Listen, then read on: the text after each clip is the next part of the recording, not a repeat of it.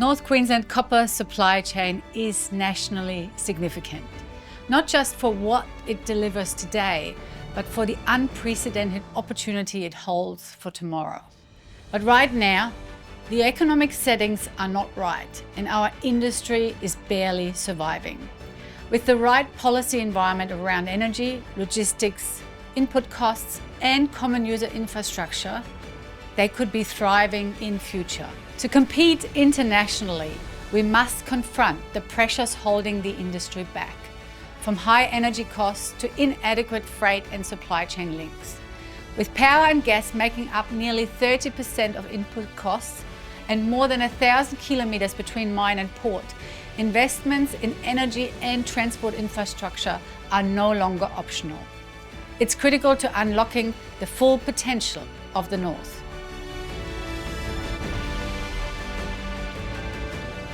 The message was clear for miners and manufacturers in this region.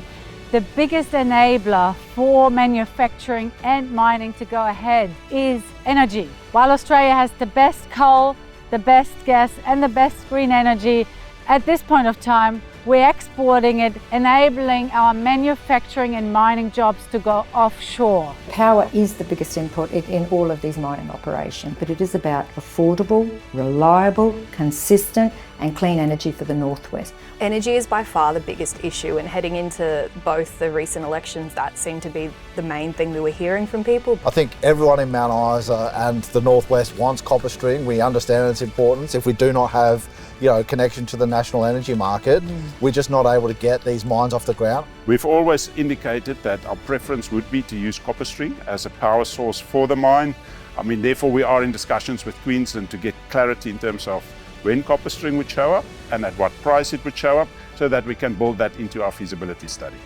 Right behind me, you see the Monopoly gas power station here in northwest Queensland. The power prices are not competitive globally. So in Australia, the cost of manufacturing is quite high because of labour costs and power energy costs. I'm on the Flinders Highway. It's critical that significant investment is made into the Flinders Highway as soon as possible, not only for the copper supply chain, but also if we want to develop renewables between Townsville and Uandon. Facts are this rail line here was built because government saw the need. There's a good future in this. We've got the infrastructure there already, but it does need intervention at some certain points, because the things that you've set up now, the way you're managing the rail, the energy, the shortfall in energy infrastructure, and some of those other policy settings are not working. The fundamentals, energy, rail freight access and cost, need to support that sort of mining program. But as a long-term potential, the smelter still has that potential. At the end of the day, the world wants our copper and we want to supply it. But with the outlying market conditions, we need to play smarter. Smarter to our own strength and reform the way we do things.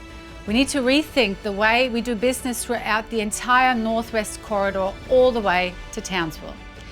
A new operating model is needed to facilitate smaller mines, more common user facilities, less red and green tape to fast track new and existing mines to grow.